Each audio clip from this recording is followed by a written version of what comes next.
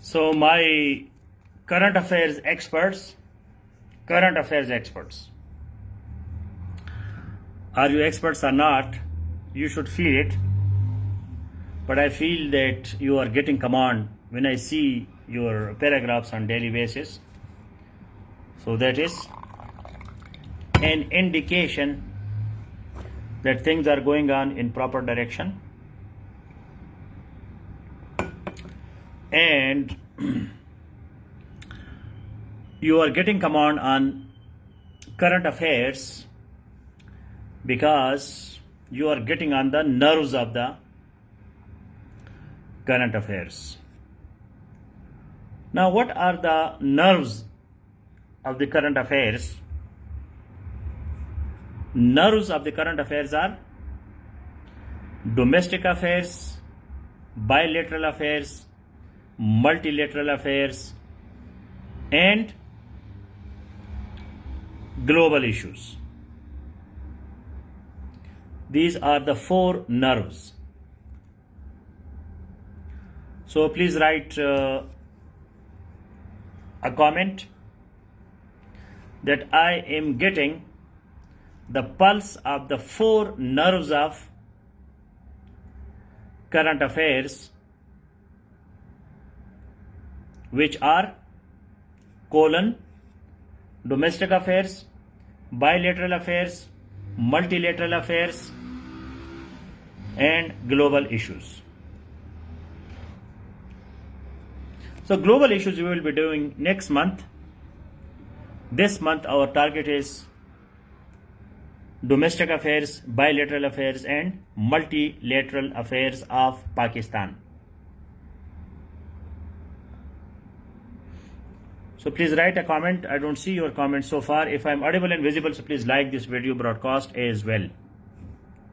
I'm getting the pulse of the four nerves of current affairs, which are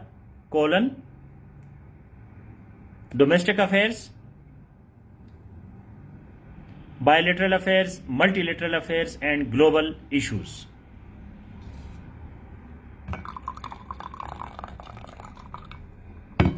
So I saw the comment of Waqas Khan and Chaudhry Sikandar. Yes. So these are the nerves, the pulse. When you get the pulse, नब्ज़ जिसको कहते हैं नब्ज़ पकड़ना, तो फिर आपको पता चल जाता है कि यार मैं कैसे जाऊँ, क्या करूँ. You build on your knowledge. Pulse, P-U-L-S-E, not pearls. Pulse, P-U-L-S-E, नब्ज़. तो करंट अफेयर्स के ये चार नर्व्स है. पाकिस्तान के अंदर क्या हो रहा है, पाकिस्तान का बाकी ममालिक के साथ क्या हो रहा है, पाकिस्तान का बिन अल-अक़वामी तंजीमों के साथ क्या हो रहा है, और दुनिया में क्या हो रहा है, ग्लोबल इश्यूज. इस पे आपकी गहरी नजर होनी चाहिए, गहरी नजर, expert, professional interpretation, analysis, not only information और नरेशन. आपने जो है ना क्लास में करंट अफेयर्स में सिर्फ वाकयात बयान नहीं करने कि जी वो पाकिस्तान और इंडिया के दरमियान ये हो गया, ये तो हो गया, बट एनालाइज इट. इस पे तबसरा करो, इसके क्या रिपरकशंस है. What is the past, what is the present, and what is the future. So future, that is about the repercussions. सिर्फ आपने वाकयात याद नहीं करने की जी दो ममालिक के दरमियान ये चीजें हो गई है, तो हो गई है, वो तो एक रियलिटी है, लेकिन इनके क्या सिग्निफिकेंस है. What is the significance.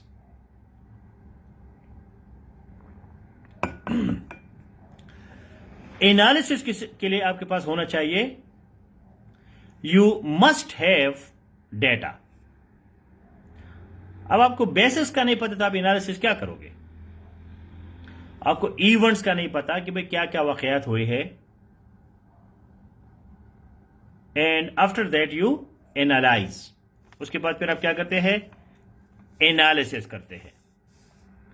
مثلا today we discuss Pakistan and European Union. ہم یورپین یونین اور پاکستان کا ریلیشن شپ ڈسکس کرتے ہیں. تو آپ کو یورپین یونین کا کچھ پتا ہونا چاہیے کہ بھائی یورپین یونین ہے کیا چیز، اس کے بیسکس کیا ہے، کتنی اس میں کنٹریز ہے. یہ آپ کے ایم سی کیوز کے لیے بھی ضروری ہے. اس کی ہسٹری جو ہے معمولی سے یورپین یونین کی ہسٹری آپ کو پتا ہونا چاہیے. اگر آپ آئی آر کا سبجیکٹ ہے پھر آپ کو ڈیٹیل میں جانا چاہیے. اگر آئی آر میں آپ کا سبجیکٹ ہے پھر تو یورپین یونین کی ڈیٹیل میں، لیکن آپ کو تھوڑے بہت موٹی موٹی باتیں معلوم ہونی چاہیے. نہیں معلوم ایک دم سے ویکیپیڈیا پہ جاؤ اور یورپین یونین کو پہلے پڑھو کہ یورپین یونین ہے کس بلا کا نام. Can any body copy paste from Wikipedia European union? کہ یورپین یونین جو ہے یہ کس یونین کا نام ہے، اس میں کتنے کنٹریز ہیں. اب ایزا خان کہتے ہیں کہ اس میں 27 کنٹریز ہے، تو یہ ڈیٹا آ گیا. اب اس ڈیٹا کو ہم اینالائز کرتے ہیں. اینالائز کا مطلب یہ ہے کہ it is a huge organization. Huge organization مطلب 27 ملک اور وہ بھی سارے امپارٹنٹ کنٹریز. یورپ میں France, Germany, Italy, Spain, these are very important countries. Most of the G7 countries are in European Union. جو ورلڈ کے ٹاپ اکانومیز ہے اور ڈیولپ کنٹریز ہے تو وہ یورپ میں ہے. اس میں اگر اسکینڈینیوین کنٹریز آپ دیکھیں، اسکینڈینیوین کنٹریز جو ہے Finland, Norway, Sweden, Denmark, Scandinavia. کیونکہ یورپ میں یہ 3 بڑے بڑے آپ کو ایریا نظر آ جائیں گے. ایک اسکینڈینیویا ہے بالکل اوپر، آخری نارتھ پول سے لگتا ہے. ناروے میں کوئی ایسی جگہ ہے جہاں 6 مہینے جو ہے وہ رات ہے، 6 مہینے دن ہے. تو ناروے بالکل آخر تک جاتا ہے، نارتھ پول. ڈنمارک بھی بالکل، آئس لینڈ. اگر آپ میپ میں دیکھیں یورپ کو تو Denmark, Norway, Sweden, Finland, they are on the top of human development index HDI. یہ ایسی کنٹریز ہے کہ یہاں لوگ خود حکومت کو کہتے ہیں پلیز ہم سے ٹیکس لے لو اور ہمارے کام کرو. HDI میں یہ ہمیشہ اکثر ٹاپ پہ ہوتے ہیں، human development index. HDI Pakistan بالکل لو ہے، آخری ملک میں ہے HDI میں، ہیومن ڈیولپمنٹ انڈیکس. اب مطلب ہیومن میں بھی تو فرق ہوتا ہے نا، کہ ہمیں فرق نہیں کرنا چاہیے. سارے انسان برابر ہے. لیکن اب نعیم خان میں اور ایزا خان میں اور ہمارا مختار میں اور کون لوگ ہیں، تو ان میں فرق تو ہوتا ہے نا، انسانوں میں بھی فرق ہوتا ہے. تو ہیومن ڈیولپمنٹ انڈیکس جو ہے یہ ان کنٹریز کا بہت بڑا، ان کی انسانی کیپٹل جو ہے، ریسورسز، وہ بہت اعلیٰ معیار کے انسان ہے یہاں کے. اس کے مقابلے میں پاکستانی عوام دیکھو یا افریقہ دیکھو، غریب جو ہیں بالکل پاگل ہے. 2 + 2 = 4 سمجھتے ہیں، لیکن 2 + 2 = 2 کرو تو کنفیوز ہو جاتے ہیں، پتہ نہیں کیا کہا آپ نے. مطلب آگے پیچھے وہ فلاسفی، سائیکالوجی اور جی سائنس مائنس ان چکر میں نہیں پڑتے، بس کھانا پیو، مزے کرو، سو جاؤ. تو یہ HDI میں جو ہے دے آر ویری گڈ. اس کے بعد جو آتا ہے وہ ایسٹ یورپ ہے. اب وارسا ایک پیکٹ ہوا تھا. وارسا کس کنٹری کا کیپٹل ہے؟ Any body? Warsaw, any body who can tell me? Warsaw packet, PACT. تو وارسا پیکٹ کے تحت جو ہے یہ ایسٹ یورپ جو ہے that was Soviet bloc, communist bloc, and west was democratic liberal secular bloc. تو وارسا جو ہے کس کنٹری میں ہے اور وارسا پیکٹ ہوا کب تھا؟ یہ یورپ کے بارے میں موٹی موٹی باتیں ہیں. تو وارسا جو ہے وہ پولینڈ میں ہے، جیسے سی ایس اسٹوڈنٹ نے کہا وارسا کدھر ہے؟ پولینڈ میں. وارسا از دا کیپٹل آف پولینڈ. تو سوویت یونین جو تھا، روس، بڑا والا روس، یو ایس ایس آر، تو یو ایس ایس آر جو ہے وہ پولینڈ تک پہنچ گیا. تو وہاں انہوں نے وارسا پیکٹ کیا، پی اے سی ٹی. پیکٹ کا مطلب ہے ٹریٹی، ایگریمنٹ، کہ جی ایسٹ آپ کا ہو گیا اور ویسٹ جو ہے یہ ہمارا ہو گیا.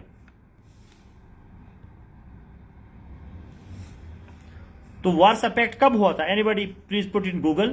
یہ بیسک چیز یہ ہے. اس میں جرمنی جو ہے آدھا آدھا ہو گیا تھا، جس طرح کہ کوریا آدھا آدھا ہو گیا تھا کمیونزم وار میں. کمیونزم جو ہے، جب کمیونزم پھیل رہا تھا دنیا میں، جس طرح کہ اسلام پھیل رہا تھا یا عیسائیت پھیل رہا تھا 1955 بالکل. تو کمیونزم، ریلیجن، یہ ملتی جلتی چیزیں ہیں. بیکاز دیز آر 55 ہے 95 ہے، بہت بڑا ڈفرنس ہے.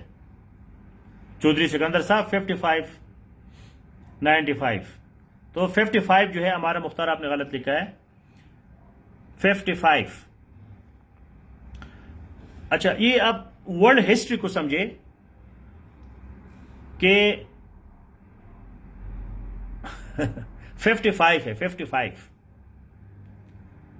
ورلڈ ہسٹری کو دیکھے کہ جب دوسری جنگ عظیم ختم ہو گئی، سیکنڈ ورلڈ وار، تو امریکہ نے جرمنی کو تباہ کیا، جاپان کو بھی تباہ کیا.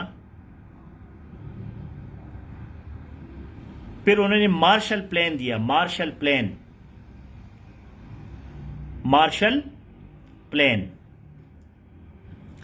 مارشل پلان یہ تھا MARTIAL، مارشل پلان، کہ بھئی ہم یورپ کو دوبارہ بنائیں گے، کیونکہ سیکنڈ ورلڈ وار میں Europe was destroyed. So because of the Marshall plan, MARSHALL، Marshall plan, they wanted and they did it to reconstruct MARSHALL, to reconstruct Europe, even Germany and Japan. وہ Japan جس پہ امریکہ نے بمباری کی تھی، Nagasaki, Hiroshima, اسی Japan اور جرمنی کو دوبارہ گلوبل اکنامک پاور بن گئے. جاپان میرے خیال میں 3rd اکانومی ہے اور جرمنی 4th ہے دنیا میں اب. تو دنیا میں 3rd اکانومی جو جاپان ہے، 4th جو ہے وہ جرمنی ہے. یہ لسٹ آگے پیچھے ہوتے رہتے ہیں، اس کو گوگل سے ہمیشہ کنفرم کیا کرے. تو وارسا پیکٹ ہوا تھا 1955 میں، اور روس نے کہا جی دنیا کے مزدوروں اکٹھے ہو جاؤ، سرخ انقلاب، کمیونزم، ہم سارے برابر ہے، یہ وہ گن بلا نظریاتی باتیں. So on all these ideological fronts they united East Europe, Central Asia, Afghanistan, and they wanted to make it communist bloc.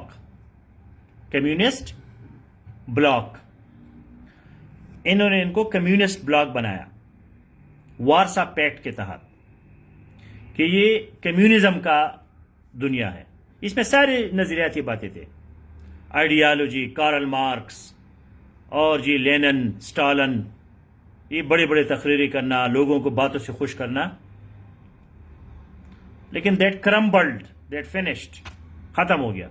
کیونکہ نظریہ کب تک آپ بندے کو کہو گے جی بھائی جان اور میری سسٹر جان اور یہ وہ میٹھی میٹھی باتیں لوگ سنتے ہیں لیکن ایک حد تک، بعد میں لوگ پاگل ہو جاتے ہیں کہ یار بس کرو، میٹھی باتوں کے بجائے کوئی کام کرو، کوئی چیز دے دو، کوئی کھانا کھلاؤ، کوئی اکانومی بڑھاؤ، کوئی انڈسٹریز لگاؤ، کوئی جاب دے دو. تو اس وجہ سے کمیونل جو ہے دیٹ واز فیلڈ. اور حالانکہ یہ ہنگری تک گئے تھے، ہنگری، پولینڈ، یہ سارے قبضے کیے تھے اس نے، یوکرین. ابھی یوکرین اور روس کا بڑا جو ہے جھگڑا چل رہا ہے. تو یہ کہانی جو ہے یہ یورپ کی ہے. تو اس میں ایسٹ یورپ جو ہے زیادہ تر کمیونسٹ تھا، لیکن انہوں نے پھر روس کو چھوڑ دیا. اب روس کے ساتھ 2-3-4-5 کنٹریز ہے، بیلاروس ہے، اور یہ سینٹرل ایشیا کی کچھ کنٹریز ہے، ترکمانستان، ازبکستان وغیرہ. باقی سارے وہ روس کے چنگل سے نکل گئے، independent, democratic, liberal, secular countries بن گئے. تو انہوں نے بھی ترقی شروع کی اور ہو رہی ہے ان کی ترقی. لیکن پہلے یہ کس کے پاس تھے؟ روس کے پاس تھے. دے ور ود USSR. تو یہ یورپ ہے. اب یورپین یونین بن گیا، اس میں east Europe, Scandinavia, west Europe, Great Britain بھی تھا، انگلینڈ، لیکن وہ اب نکل گیا، بریکسٹ. تو یہ ساری کہانی جو ہے یہ یورپین یونین کی ہے. تو یہ آپ کو پتا ہونا چاہیے کہ یہ کنٹریز جو ہے کون کون سے ہے. اچھا، پاکستان اور یورپین یونین کی کیا کہانی ہے کہ 1976 میں جو ہے ہمارا ان کے ساتھ رشتہ بن گیا، ایسوسیشن 1976. اور اس وقت اس کو کہتا تھا یورپین کمیشن، یورپین یونین نہیں تھا. اس میں بھی مختلف کیٹیگریز ہے، یورپین یونین ہے، یورپین کمیشن ہے، شنگن ویزاز ہے. شنگن ویزاز کبھی آپ کو پتہ چلے دنیا کا تو شنگن ویزا آپ کو مل جائے، مزے کرو گے. میں شنگن ویزا پہ ایک دن بیٹھا پیرس میں، اور یہ ٹرین میں نے اسپین اور اٹلی اور سوئٹزرلینڈ اور یہ سارے میں نے ٹرین میں دیکھے. SCHI اس کو کہتے ہیں شنگن زون. شنگن زون، اگر آپ کے پاس شنگن ویزا ہے تو آپ پوری یہ جو شنگن زون ہے اس میں گھومو پھرو، کوئی باؤنڈری نہیں ہے، کچھ بھی نہیں ہے. 1-2 دن میں پورا یورپ دیکھ سکتے ہو اگر شنگن ویزا ہے آپ کے پاس. تو 1976 میں اس وقت یورپین یونین نہیں تھا، یورپین کمیشن تھا. European commission. تو ہم نے ان کے ساتھ 10 ایئرز کا ایگریمنٹ کیا، 10 ایئرز ایگریمنٹ. اور 10 ایئرز ایگریمنٹ جو ہے شنگن، جو CSS اسٹوڈنٹ لکھا ہے، یہ صحیح اسپیلنگ ہے یا ای ہے، میرے خیال میں ای کے ساتھ ہے، جو چودھری سکندر نے لکھا ہے. گوگل میں دیکھو اس کو، SCHENGAN ہے میرے خیال میں. تو یہ 10 years test renewal agreement, 10 years agreement with test renewal. یہ اس میں امپارٹنٹ پوائنٹ ہے، ٹیسٹ، TACIT. ہم نے 10 سال تک معاہدہ کیا، ایگریمنٹ کیا یورپین یونین کے ساتھ. اور شنگن، ہاں، وقاص خان، SCHENGAN، اس کیپٹل. تو TACIT، ٹیسٹ اپروول، یہ ہوتا ہے کہ بھائی اگر ہم نے مطلب کچھ ایگریمنٹ ایسے ہوتے ہیں کہ بھائی یہ 2 سال کے لیے ہوگا، 2 سال کے بعد اب اس کو ہم رینیو کریں گے. کچھ ایگریمنٹ میں یہ کلاز ہوتا ہے کہ جی ٹیسٹ، یہ خفیہ، ٹیسٹ کا مطلب ہے خفیہ، یہ آٹومیٹیکلی ہوگا، آٹومیٹیکلی ہوگا. رینیول اس کا آٹومیٹیکلی ہوگا ہر 10 سال بعد. اگر کسی نے کوئی لپڑا بنایا تو پھر ہو سکتا ہے کہ ختم ہو جائے. تو پھر یورپین یونین جو ہے they believe in WTO، world trade organization. World trade organization. اب آپ یہ مائنڈ میں رکھیں اس چیز کو سمجھنے کے لیے کہ جس انسان میں یا جس کنٹری میں زیادہ فلسفی ہو اور زیادہ سائنس ہو تو وہاں فریڈم زیادہ ہوں گے. فریڈم، لبرلزم زیادہ ہوگا. جہاں فلسفی زیادہ ہے اور سائنس زیادہ ہے. اب ہم دیکھتے ہیں کہ یورپ میں فلسفی شروع ہو گئی. Greece part of European Union, یونان میں گریس. اس کے بعد اٹلی، میکیاویلے. اس کے بعد پھر جرمنی، ڈیکارٹ. اور پھر یہ کانٹ. اور پھر انگلینڈ، ہیوم، ہیگل. نیچے جرمنی میں. یہ سارے بڑے بڑے فیگرز ہیں. انہوں نے لوگوں کا دماغ چینج کیا. اسی طرح اس کے مقابلے میں امریکہ میں اتنے فلاسفر نہیں آئے ہیں. 1 2 3 4 ہے بس. ایمرسن ہے یا ولیم جیمز ہے. تو امریکہ ابھی تک کنزرویٹو ہے. اس وجہ سے وہاں ٹرمپ جیسے لوگ آتے ہیں. ادھر ابھی بھی ریلیجن ہے، کرسچینٹی کے لوگ تھوڑے بہت ہے. ان گاڈ وی ٹرسٹ اپنے اس پہ لکھتے ہیں، ڈالر پہ انہوں نے لکھا ہے. اب یورپ میں گاڈ اور یہ چیزیں بالکل پروہیبٹڈ ہے. مطلب بالکل وہ ریلیجن کو مکس نہیں کرنا چاہتے پالیٹکس میں. تو سائنس اور فلسفی جو ہے وہ آپ کو فریڈم دیتی ہے، آزادی. آپ آزاد خیال بن جاتے ہیں. تو یورپ جو ہے وہ زیادہ فری ٹریڈ کی طرف مائل ہے. فری ٹریڈ کہ بھئی فری ٹریڈ کرو. اب فری ٹریڈ کو کون پروموٹ کرتا ہے؟ فری ٹریڈ کو پروموٹ کرتا ہے WTO، world trade organization. World trade organization یہ کہتا ہے کہ جی بھائی تجارت کرو جی، بس فری ٹریڈ، کوئی پابندیاں نہیں، بالکل پابندیاں نہیں. مطلب آزادی کا مطلب ہے کہ پابندی نہ ہو. اب مجھے آزادی ہے کہ میں اپنے شرٹ نکالوں، کہ میں یہ کروں کہ وہ کرو، جس طرح بولو یہ وہ سارا. اب پابندی ہے جی ادھر بیٹھو جی، بس یہ رسپیکٹ کرو جی، ہمارے کلچر ہے، ٹریڈیشنز ہے، قانون ہے، یہ ہے وہ ہے. تو بندہ بن جاتا ہے.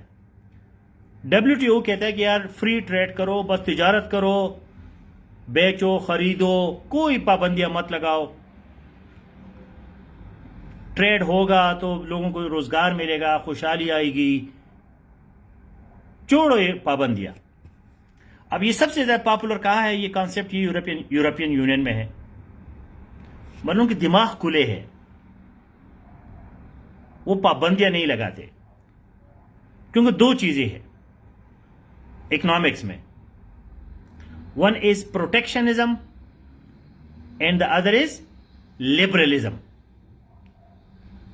Protectionism and liberalism. تو اب یہ اسپین والے جو ہے یا فرینچ لوگ جو ہے، اٹالین، یہ بالکل آزاد لوگ ہیں، بالکل آزاد، کوئی پابندے شبندے نہیں کرتے.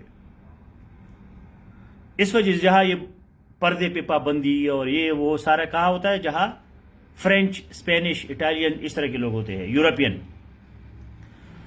تو ایک پروٹیکشنزم ہے، ایک لبرلزم ہے. پروٹیکشنزم یہ کہ اپنے لوگوں کو پروٹیکٹ کرو، لڑکیوں کو برقع پہنا دو، کوئی اس پہ نظر نہ لگ جائے، کوئی اس کو دیکھ نہ لے. اور جی بڑے بڑے کپڑے پہنو،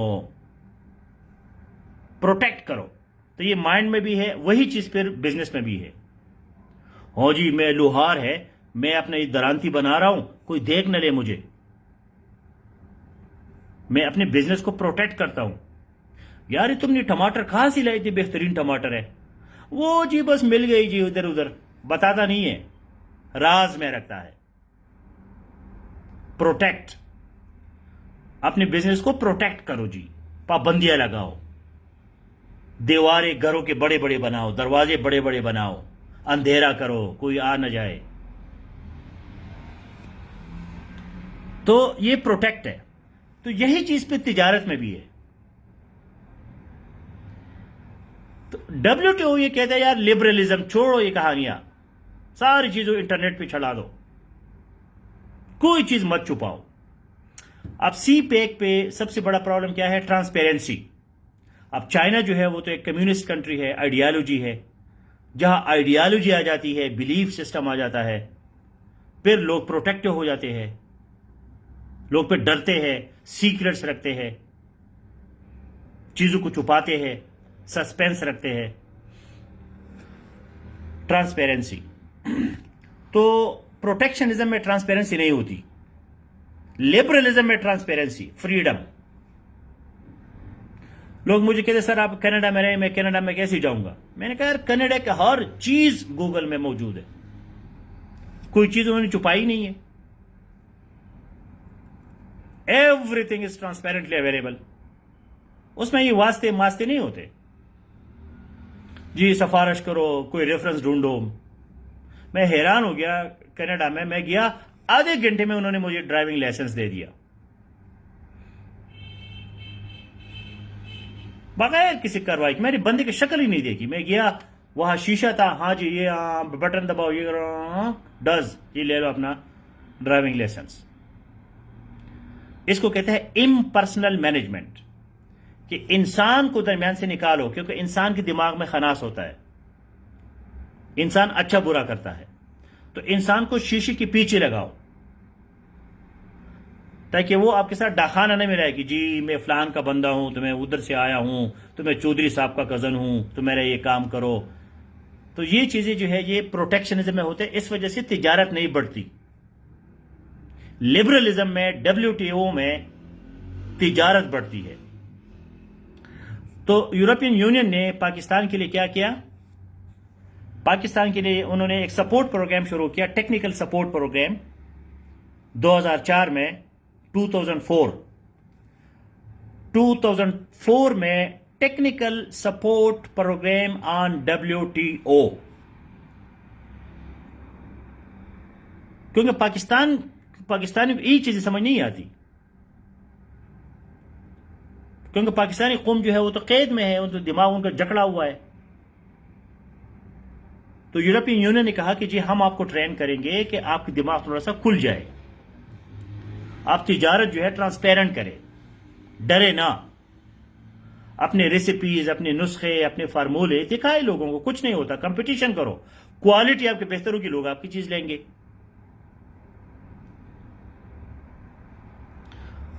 تو اس کے بعد جو ہے ہمارے ساتھ ایک تو یہ ٹیکنیکل سپورٹ پروگرام آ گیا ٹو ٹرین آن WTO, کہ بھائی WTO کے کیا رولز ہے, کیا طریقہ کار ہے, WTO کیسے چلتا ہے. اور انہوں نے پھر ہمیں ایک بہت بڑی فیسلٹی دے دی جس کو ہم کہتے ہیں GSP plus. GSP plus, generalized system of preferences.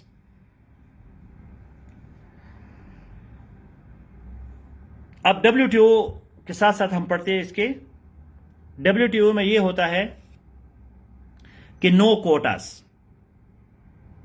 پہلے اس کو لکھے, یہ جو generalized system of preferences plus GSP plus.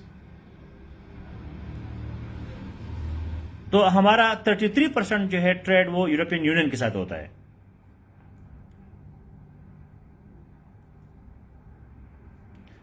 GSP generalize system of preferences. یہ ایک بہت بڑا احسان ہے یورپ کا ہمارے اوپر. کیوں؟ وہ ٹیکنیکل سپورٹ پروگرام کے تحت ہم نے ان کو کہا کہ بھئی ہم آپ کو 27 گلوبل کنونشنز پہ سائن کریں گے. ہم سے وہ کیا لے رہے ہیں جی, اس کے لیے GSP کے لیے وہ ہم سے کیا لینا چاہتے ہیں 27 گلوبل کنونشنز,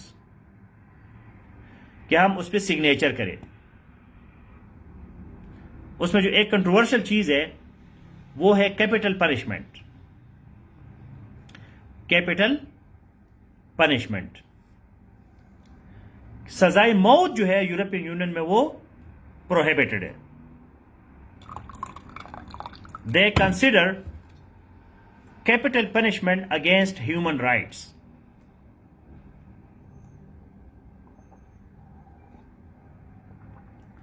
مطلب ایک بندہ کسی دوسرے کو مارے قتل کرے تو ہیومن رائٹس اس کے خلاف ہے کہ ایک بندہ تو قتل ہو گیا، دوسرے کو کیوں قتل کرتے ہو؟ ایک بندہ تو ہاتھ سے گیا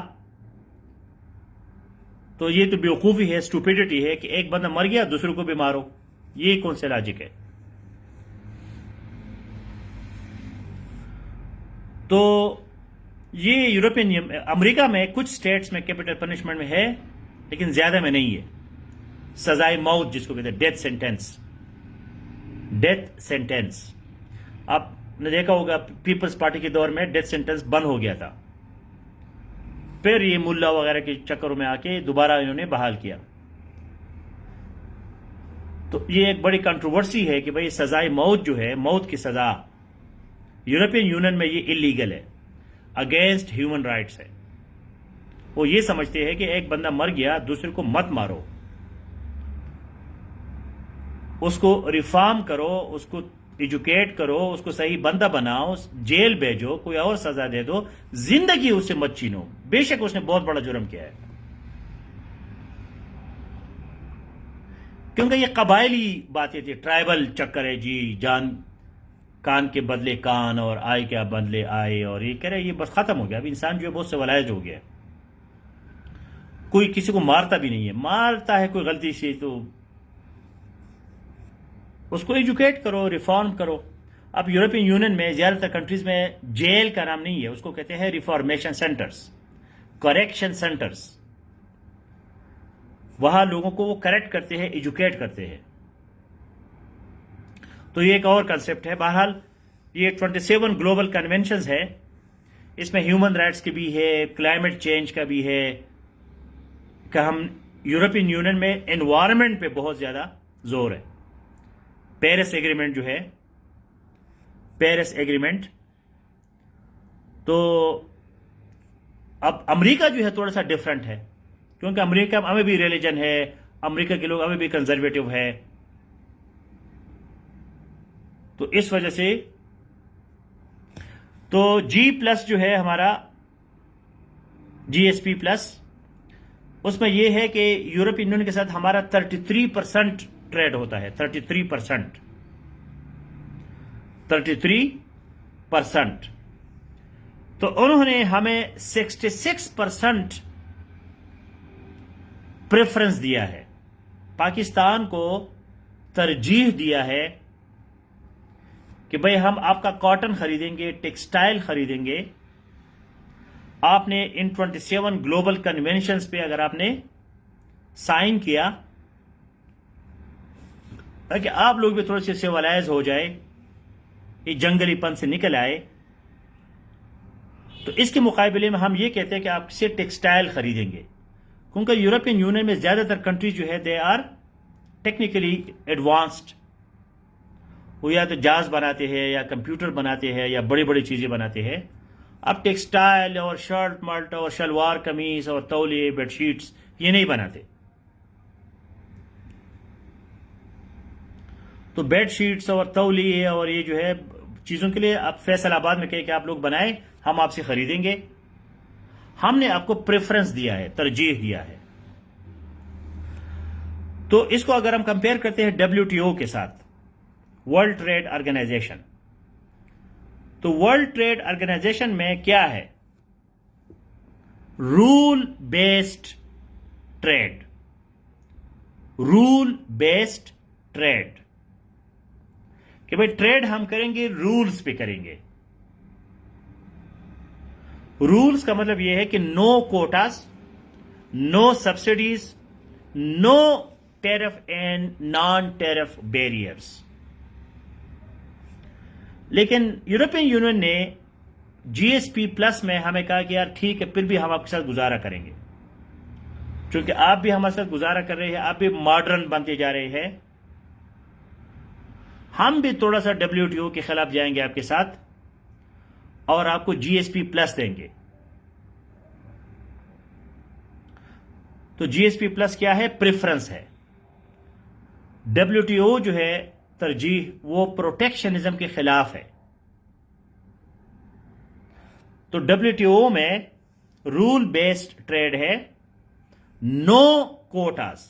کوٹا بھائی اتنا کوٹا میں نے آپ سے لیا, جو CSS میں کوٹا ہوتا ہے کہ جی رورل سن کا اور اربن سن کا اور فاٹا کا اور یہ انجسٹس ہے. یہ کیا ہے؟ انجسٹس, نا انصافی ہے. اب ایک لاہور کا بندہ ہے, پشاور کا ہے, اس نے خوب تیاری کی ہے CSS کے لیے, لیکن وہ غریب جو ہے رہ جاتا ہے, اور کسی اور جگہ کا کوٹے والا بندہ جو اپنا نام صحیح نہیں لکھ سکتا, وہ کوٹے کی وجہ سے آ جاتا ہے. تو اس بندے کا کیا قصور ہے کہ وہ لاہور والا کیوں رہ جاتا ہے؟ تو وہ دوسرے کوٹے والے کہتے نہیں جی ہم تو بیکورڈ ہے, ہمارے پاس ایجوکیشن سسٹم نہیں ہے, ہمارے پاس جو ہے یہ نہیں ہے وہ نہیں ہے, تو ہم غریب لوگ ہیں, بیکورڈ ہے, تو ہمیں کوٹا دے دو. WTO والے کہہ رہے اوپن کمپٹیشن کرو, اوپن کمپٹیشن کرو, آ جاؤ کمپیٹ کرو. اب جو پروٹیکشنزم والے ہیں, پروٹیکٹ کرنا, سندھ کو جی رورل سندھ کو پروٹیکٹ کرو, بلوچستان کو کرو, فاٹا کو کرو, یہ غریب لوگ ہیں, یہ جو ہے بیکورڈ لوگ ہیں, ان کے ساتھ گزارا کرو. تو یہ WTO کے خلاف ہے. اب لاہور والا پشاور والا بندہ جو ہے وہ کبھی نہیں کہے گا جی کوٹا لے آؤ, کہ میں کمپٹیشن کرتا ہوں, آ جاؤ مقابلہ کرتے. تو یہ جو سسٹم ہے WTO کا, یہ پہلے تھا 1948 میں گیٹ کے نام سے, GATT. میں اس کو ایکسپلین کرتا ہوں ساری چیزوں کو. GATT گیٹ سے کیا بنتا ہے؟ جب یونائٹڈ نیشنز بن گیا تو یونائٹڈ نیشنز نے کہا کہ بھائی لیگ آف نیشنز جو تھا, لیگ آف نیشنز, اس کا سارا زور وار پہ تھا, پالیٹکس پہ تھا. بالکل فیئر پلے, آج یہ مقابلہ کرتے. یہ کون سا ہے کہ تم 21 سینچری میں بھی کہتے ہو جی میں بیکورڈ ایریا سے ہوں؟ کون سا بیکورڈ ہے؟ ادھر بھی گوگل ہے, ادھر بھی گوگل ہے, یہاں بھی کتابیں ہے, ادھر بھی کتابیں ہے.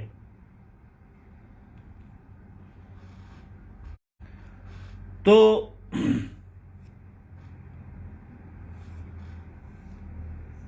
کوئی ٹیکٹس میٹکس نہیں ہے, یہ ہمارے دماغ میں کہتے کہ جی سازش ہے, ہم اسی سے خوش ہوتے ہیں کہ جی یہ سازش کرتے ہیں. تو گیٹ جو ہے GATT, general agreement on tariff and trade. اب دو چیزیں ہیں, ایک ٹریڈ ہے, ایک ٹیرف ہے. فری ٹریڈ مینز نو ٹیرفس. بالکل پلے وکٹم, صحیح بات ہے خواجہ ولید. بس جی میں عاجز ہوں, مسکین ہوں, میرے ساتھ گزارا کرو جی, ماں جی یہ بھکاری بنتے. تو گیٹ جو ہے 1948 میں general agreement on trade and tariff.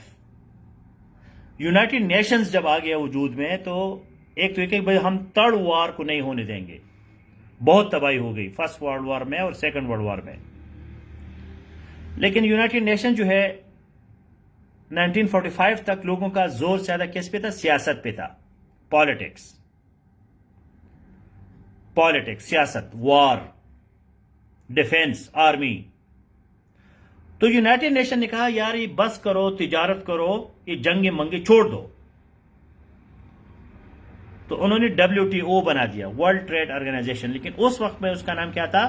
Get, GATT, general agreement on trade and tariffs.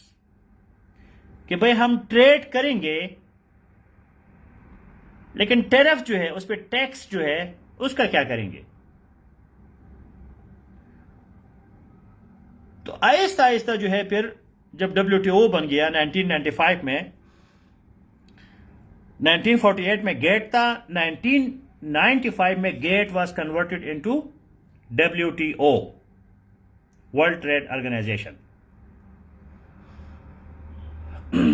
تو ورلڈ ٹریڈ آرگنائزیشن نے 1995 میں کہا یار یہ ٹیرف میرفس کم کرو، ٹیکسز کم کرو، اور ٹیرفس بھی دو قسم کے ہوتے ہیں،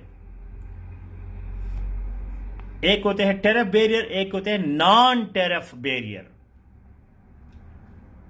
ٹیرف یہ ہے کہ بھئی کسٹم ڈیوٹی، ٹیکس، آپ کی چیز ہماری کنٹری میں داخل ہوتی ہے تو آپ نے اتنا ٹیکس دینا ہوگا، یہ جو ٹیکس ہے اس کو کہتے ہیں ٹیرف۔ نان ٹیرف یہ ہے آپ کوئی اور پابندی لگائے، جی اس پہ فومیگیشن کرے، فومیگیشن، اس پہ اسپرے کرے، اس کو اردو میں لکھے، آپ کا جو پروڈکٹ ہے اس کے ڈبے میں اردو ضرور لکھے، تو یہ نان ٹیرف ہے۔ ایک تو پیسہ دے دو، ساتھ ہم اور بیریئر بناتے ہیں اور رکاوٹیں بناتے ہیں کہ دوسری کنٹری کی چیز میری کنٹری میں نہ آئے۔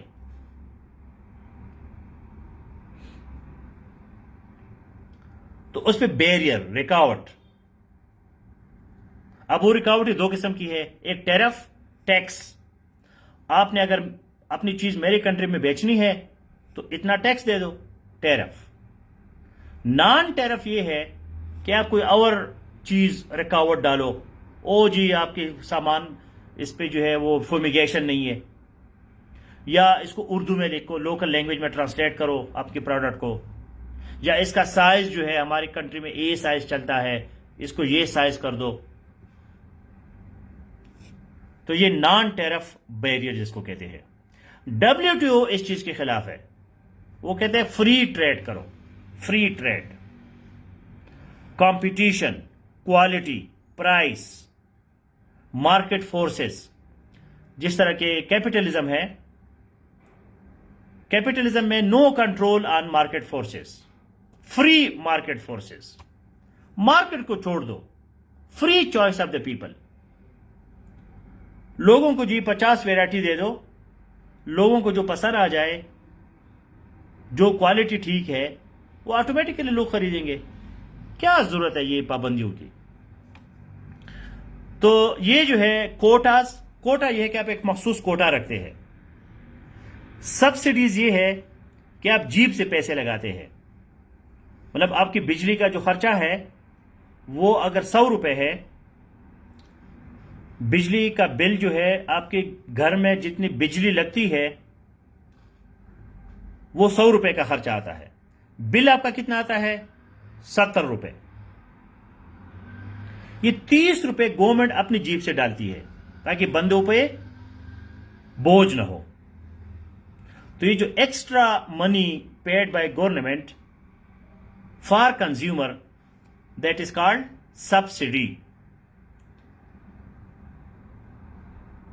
اب یہ جو مطلب اورنج ٹرین ہے یا جو بھی میٹرو ہے پاکستان میں، اسلام آباد، لاہور میں، اس کے ٹکٹ کتنے کی ہوتی ہے؟ 20 روپے، 50 روپے، حالانکہ اس پہ بہت بڑا خرچہ آتا ہے۔ وہ سارا خرچہ گورنمنٹ اٹھاتی ہے، اپنی جیب سے وہ پیسے دیتے ہیں۔ کیپٹلزم میں، فری ٹریڈ میں یہ چیزیں نہیں ہیں، جو ہے وہی ہے، اس میں ٹروتھ ہوتا ہے، سچائی، جھوٹ نہیں ہوتا، نو ٹیلنگ لائز، نو کورنگ، نو ہائیڈنگ۔ تو اس میں ایک جو اور ہے امپورٹنٹ چیز، وہ MFN ہے، MFN، موسٹ فیورڈ نیشن، کہ WTO کے جتنے ممبرز ہوں گے وہ ایک دوسرے کے ساتھ ایک تو FTA کریں گے، free trade agreement, free trade کرو جی، جس طرح کہ ہمارا جو ہے ٹرکی کے ساتھ چل رہا ہے، چائنا کے ساتھ ہو گیا ہے، سری لنکا کے ساتھ ہے میرے خیال میں، یہ گوگل میں دیکھو، free trade agreements of Pakistan, کن کن کنٹریز، بہت کم کنٹریز کے ساتھ ہے ابھی۔ انڈیا کے ساتھ ہمارا چل رہا تھا MFN، موسٹ فیورڈ نیشن، کہ انڈیا کو ہم MFN دیتے ہیں ٹریڈ میں تاکہ ہمارے یہ جو ٹیکسز ہے، ٹیرفس ہے، یہ کم ہو جائے۔ وہ پھر ہو نہیں سکا، لیکن ایک آئیڈیا تھا، کیونکہ پالیٹکس درمیان میں آ جاتے ہیں، ریلیجن آ جاتا ہے، آئیڈیالوجی آ جاتی ہے، جذبات آ جاتے ہیں۔ اب تاجر بندہ جو ہوتا ہے وہ جذبات مجبات میں نہیں آتا، وہ اپنے کام سے غرض ہوتا ہے پرافٹ دے دو جی، چھوڑو یہ جذباتی باتیں۔ تو یہ اس کا تھا. پاکستان اور یونائٹڈ نیشنز کا جہاں تک تعلق ہے تو وہ تو آپ کو کلیئر ہے. کشمیر پہ ہمارے ریزولوشنز ہے, پیس فورسز ہے, اور یو این جو ہے ہمارا بڑا تکڑا پارٹیسپیشن ہے ایوری ویئر. تو ہم یو این کے چارٹر پہ چاہتے ہیں کہ سارے پرابلم سالو ہو جائے.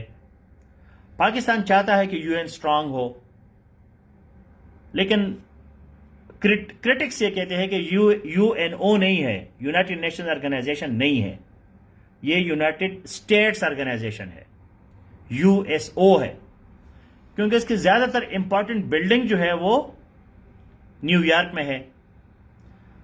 50 سے زیادہ, آپ مجھے ایگزیکٹ نہیں پتا, کوئی گوگل میں ڈالے, percentage of U N expenditure, U N کا خرچہ کون اٹھاتا ہے؟ 50, 60, 70% وہ امریکہ اٹھاتا ہے. یونائٹڈ نیشنز پہ خرچہ آتا ہے, ایسا تو نہیں. اس کی بڑی بڑی بلڈنگز ہے, لوگ ہیں, اس میں لوگ کام کرتے ہیں, ان کو تنخواہیں ہوتی ہے, ان کی ٹریولنگ ہوتی ہے. یہ خرچہ کون برداشت کرتا ہے؟ یہ امریکہ برداشت کرتا ہے. تو اس وجہ سے امریکہ کی وہاں چلتی ہے. جب تک یو این جو ہے وہ انڈیپینڈنٹ نہ ہو جائے فائنینشلی, اور وہ امریکہ کے انڈر ہے, تو وہ کیسے اپنی مرضی کے فیصلے کرے گا؟ تو یو این پہ ایک انالیسس بھی ہے, کریٹیک بھی ہے کہ بھئی یو این جو ہے وہ افیکٹو نہیں ہے. افیکٹو اس لیے نہیں ہے کہ وہاں سیکیورٹی کونسل میں 5 بڑے بڑے گورو بیٹھے ہیں, America, Russia, China, Great Britain, France. اب ان سے کوئی ادھر ادھر ہل نہیں سکتا, ان کے پاس ویٹو پاور ہے. جنرل اسمبلی میں تو لوگ آ کے جو ہے بس اپنے دل کے بڑاس نکالتے ہیں, جذبات کا اظہار کر کے چلے جاتے ہیں, اس کا کوئی ایفیکٹ ہے ہی نہیں. اصل ایفیکٹ تو سیکیورٹی کونسل کا ہے. اور پھر سیکیورٹی کونسل کے بعد جو ہے باقی جو آرگنائزیشنز ہے, WTO ہے, ورلڈ بینک ہے, IMF ہے, یہ زیادہ افیکٹو آرگنائزیشنز ہے, کیونکہ یہ اکنامک ہے, ٹریڈ ہے. لیکن پولیٹیکلی جو ہے, پولیٹیکلی یو این جو ہے وہ فیل اس لیے ہے کہ پالیٹکس جو ہے وہ کس کے ہاتھ میں ہے؟ سیکیورٹی کونسل کے ہاتھ میں ہے. تو سیکیورٹی کونسل کے جو 5 پرماننٹ ممبرز ہیں ان کے پاس ویٹو پاور ہے, تو ساری دنیا کی پالیٹکس وہ چلاتے ہیں. ٹریڈ پھر IMF, WTO, ورلڈ بینک, یہ لوگ چلاتے ہیں, یونیسیف, یونیسکو. تو U S A G N P نہیں, یہ یو این پہ اس کا کتنا خرچہ ہے یو این کا, یہ بتانا چاہیے کہ یو این کا U S A G N P 27% to G N P of all the member U N and second highest. Okay, تو یو این یہ 27% یو ایس دیتا ہے, پھر جاپان دیتا ہے, جرمنی دیتا ہے, چائنا. یہ کنٹریز پھر یو این کو چلا بھی رہی ہے, کیونکہ یو این کو خرچہ چاہیے, پیسہ چاہیے. پیسہ کہاں سے آتا ہے؟ Money makes the mare go. Now if you have any quick questions, please ask. Khwaja Waleed, sir, how they pay for it out of their government own pocket? Isn't it from the loan they take? No, they give the money, US money, from the government, from the treasury. Loan has its own system. IMF جو ہے آپ کو IMF آپ کو پیسہ دیتی ہے, تو IMF جو ہے پھر آپ اس کو قرضہ واپس کرتے ہیں 2%, 3% کے انٹرسٹ پہ, تو وہ پھر جو ہے آپ کا اس کو پرافٹ مل جاتا ہے. پرافٹ بزنس علیحدہ چیز ہے, یو این کا خرچہ جو ہے وہ گورنمنٹ اٹھاتی ہے. What are the Commonwealth nations? Commonwealth are those countries which were once part of British Empire, جو کبھی کسی زمانے میں برٹش امپائر کا حصہ تھے. Today they are called Commonwealth nations. Most of them they speak English. Most of them they play cricket, except Canada and few other countries. And British traditions are more there. So Pakistan is a member of Commonwealth. It is not a very active organization. کوئی خاص organization نہیں ہے common wealth. Common wealth جو ہے کوئی خاص organization نہیں ہے. انگلش اسپیکنگ کنٹریز ہے جس میں New Zealand, Australia, India, Pakistan, South Africa, West Indies, Canada, یہ کنٹریز ہے. امریکہ کہتے کہ ہم جی کامن ویلتھ کے حصہ نہیں ہے. حالانکہ امریکہ بھی برٹش امپائر کے اندر رہ چکا ہے، لیکن وہ کہتے ہیں کہ we are, they use the word ambassador not high commissioner. Foreign policy میں، فارن افیئرز میں کامن ویلتھ کے جو کنٹریز ہوتے ہیں وہ اپنے ایمبیسڈر کو نام دیتے ہیں ہائی کمشنر. High commissioner. جو کامن ویلتھ سے باہر کنٹریز ہے اسی ڈیزگنیشن کا نام کیا ہے؟ ایمبیسڈر. Ambassador, high commissioner. تو یہ کامن ویلتھ کا ایک ڈفرنس ہے. اور ایک پولیٹیکل ٹائپ آرگنائزیشن ہے. پاسٹ ہماری ایک ہے، لینگویج ایک ہے، کالونیلزم کی ہماری کلچر ملتی جلتی ہے. تو ہونا تو چاہیے کہ یہ ایک افیکٹو آرگنائزیشن ہو، لیکن چونکہ انگلینڈ کمزور ہے خود، اس وجہ سے کامن ویلتھ بھی اتنا اسٹرانگ نہیں ہے. کوئین جو ہے کچھ کامن ویلتھ کنٹریز کے ابھی بھی وہ ہیڈ آف دی اسٹیٹ ہے.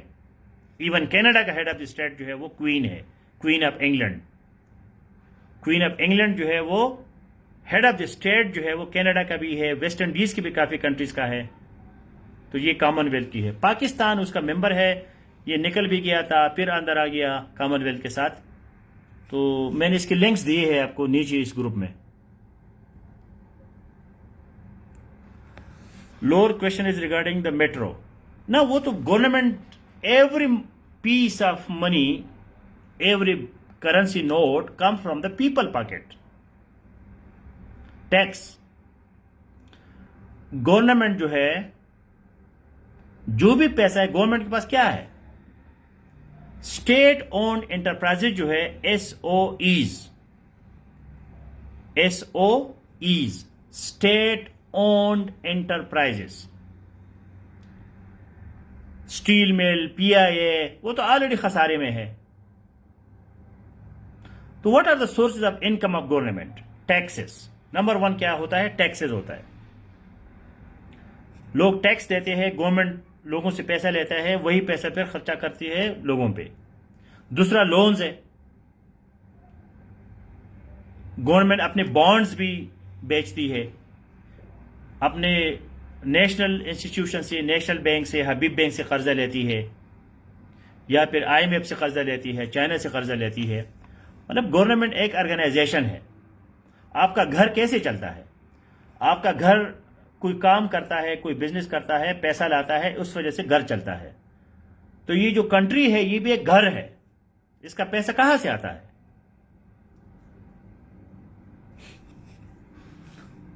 تو آپ کا میٹرو وغیرہ کے جو پیسے ہیں وہ ہوتے تو ٹیکس کے ہیں، یا پھر فنڈز آتے ہیں، گرانٹس آتے ہیں.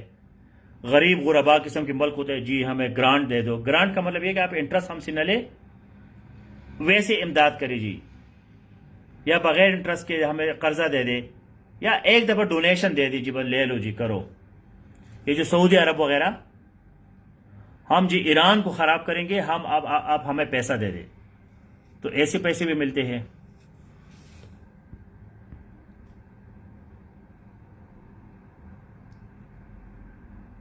کنٹریبیوٹنگ رفلی 10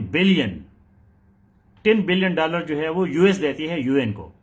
پاکستان کیا دیتا ہے؟ پاکستان کا دے کچھ کوئی 1% سے بھی کم ہوگا. تو یو این جو ہے پاکستان کی کیوں بات سنے؟ مطلب ہم جذباتی لوگ ہیں نا، ہم اس کو نہیں دیکھتے کہ بھئی یہ یونائٹڈ نیشن جو ہے جی اس کو چلاتا کون ہے؟ امریکہ چلاتا ہے. امریکہ کی سرزمین پہ ان کی بلڈنگز ہے. امریکہ کسی کو ویزا نہیں دیتا کہ جی مت آؤ میرے پاس. تو یو این کیا کر سکتا ہے؟ کچھ بھی نہیں. ہاں، ٹیکس، لیوی، سیس، اس میں فرق ہے. ٹیکس جو ہے وہ زیادہ تر نیشنل لیول پہ ہوتا ہے، فیڈرل لیول پہ ہوتا ہے. لیوی وغیرہ جو ہے وہ پروونشل لیول پہ، سیس جو ہے وہ پرٹیکولر سبجیکٹ پہ ہوتا ہے. شوگر کین سیس, ایک چھوٹی سی چیز پہ آپ ٹیکس لگاتے ہیں. تو ہے تو یہ سارے ٹیکسز, لیکن ان کا جو لیول ہے وہ ڈفرنٹ ہے. تو اس کو گوگل میں ڈالے, آپ کو پتہ چل جائے گا.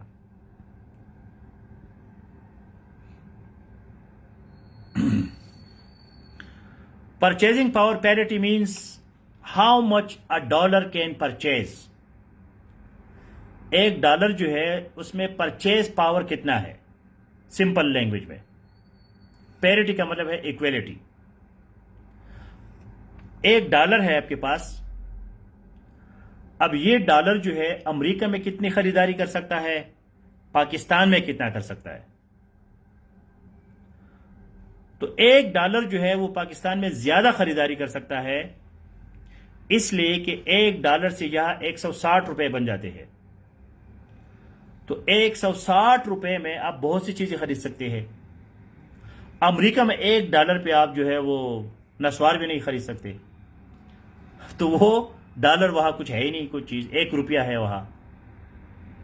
تو اس کا مطلب ہے کہ پاکستان کی جو پرچیزنگ پاور پیرٹی ہے وہ زیادہ ہے. پاکستان دنیا میں 25 نمبر پہ ہے تقریباً, کیونکہ یہاں چیزیں پھر بھی سستی ہے. اگر آپ کے پاس ڈالر ہے, اگر آپ کے پاس $1000 ہے, $1000 کا مطلب ہے کتنے وہ ہے اس کا ڈالر, $1000 سے کتنے بنیں گے, تقریباً 1.5 لاکھ بنتا ہے. کتنا بنتا ہے, 1,60,000. 1,60,000 کتنا بڑا پیسہ ہے پاکستان میں. لیکن امریکہ میں $1000 کچھ بھی نہیں ہے. تو یہ پرچیزنگ پاور پیرٹی ہے. تو جی ڈی پی جو ہے گراس ڈومیسٹک پروڈکٹس, کہ آپ کی کنٹری میں کتنی چیزیں بنتی ہے, ٹوٹل کتنی چیزیں بنتی ہے. آپ کا ایگریکلچر, آپ کی سروسز اور آپ کی انڈسٹری میں کتنے پروڈکٹس آپ بناتے ہیں. پاکستان تقریباً 3 بلین کی چیزیں بناتا ہے. اس میں تقریباً ہاف جو ہے وہ بلیک اکانومی ہے, اس کو کوئی ڈکلیئر ہی نہیں کرتا. پی پی پی یہ ہے کہ آپ کے پرچیزنگ پاور جو ہے, ایک بندے کے پاس اگر ڈالر ہے تو وہ کتنی اس کو یوز کر سکتا ہے.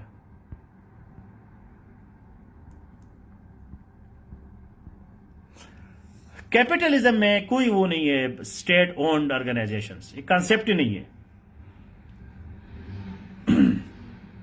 کیپٹلزم میں گورنمنٹ جو ہے وہ کاروبار کے ساتھ اس کا کوئی تعلق نہیں ہوتا. وہ کہتے ہیں جی جان بچاؤ, کاروبار بڑی فضول چیز ہے, خود ہی لوگ کرے. تو 300 بلین جو ہے وہ پاکستان کی جی ڈی پی ہے تقریباً. ابھی کم ہو گئی ہے, 276 پہ آ گئی ہے. آپ یہ 300 بلین جو ہے, اب کسی اور کنٹری کا دیکھو, جرمنی کا دیکھو, آپ حیران ہو جاؤ گے.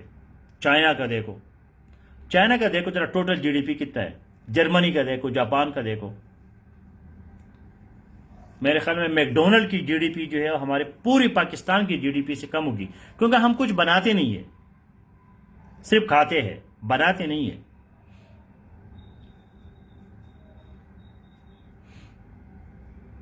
ساری چائنا سے چیزیں لا کے خود کھاتے ہیں, بس بناتا چائنا ہے, ہم اس کو صرف کنزیوم کرتے ہیں. ہمارے پاس سب سے بہترین کام کیا ہے جی, دکان کھولو, ٹریڈنگ کرو.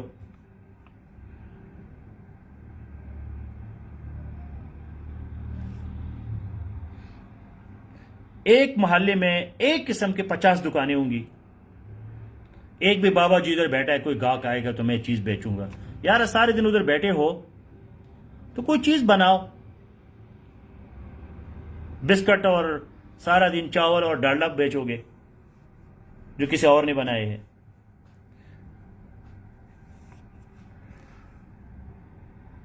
تو 278 billion USD G D P ہے پاکستان. ہاں 278 ہے, پہلے 300 تھا عمران خان, ابھی اس گورنمنٹ میں یہ 278 پہ آ گیا.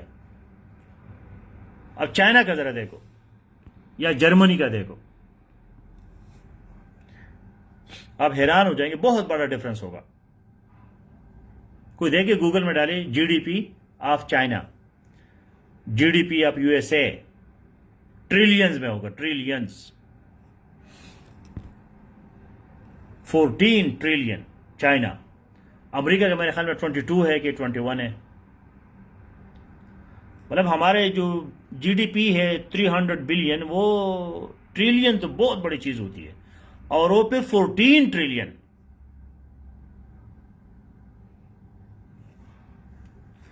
امریکہ کا 22 ٹریلین ہے.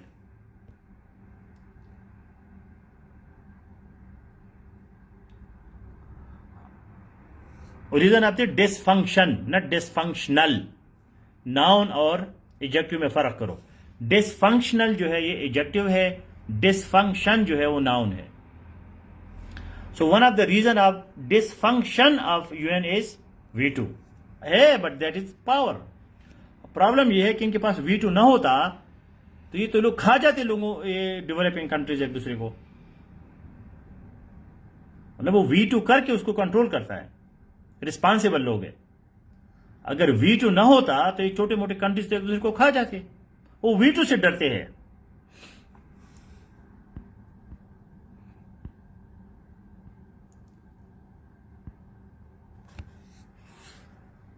جرمنی کا ہے 3.861 تقریباً 4 ٹریلین.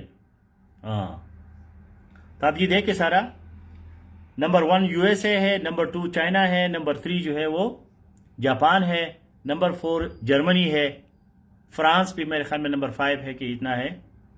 تو آگے آگے جاؤ. So all the best guys, great discussion. This was my last class on current affairs. This week challenges multilateral relations of Pakistan. All these international organizations you have to study in detail.